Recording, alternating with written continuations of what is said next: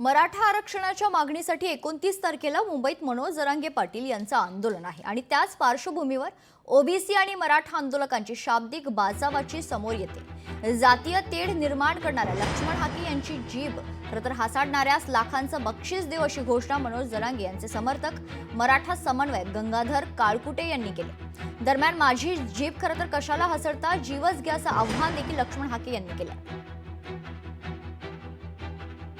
लक्ष्मण हाके नावाचे एक ग्रस्त आहेत, ते जाणून बुजून मराठा आणि ओबीसी वाद निर्माण करण्यासाठी मनोजदादावर खालच्या शब्दात गेल्या अनेक दिवसापासून टीका करतायत, सातत्याने त्यांचा एकेरी उल्लेख करतायत, खालच्या भाषेत टीका करतायत। म्हणून माझं हाके यांना आव्हान आहे, इथून पुढे चुकूनही मनोजदादाला वाईट चुकीचं किंवा त्यांच्यावर खालच्या भाषेत किंवा शिंतोडे उडवणारं, त्यांचं चारित्र्य हनन होणारं कुठलंही वक्तव्य आम्ही खपवून घेणार नाहीत। अरे तुझ्याची भाषा खपवून घेणार नाहीत। तुम्ही लोकशाहीमध्ये संविधानिक गोष्टीने टीका करा, आम्ही त्याचं स्वागत करू। लक्ष्मण हाकेंचं आंदोलन कधी सुरू झालं महाराष्ट्रानं बघितलंय। लक्ष्मण हाकेची पहिल्या वर्षभरातली आंदोलनाची भाषा महाराष्ट्रानं बघितलेली। बक्षीस जाहीर करावं, त्यांनी आमचा जीव घ्यावा, आम्हाला गोळ्या घालाव्यात।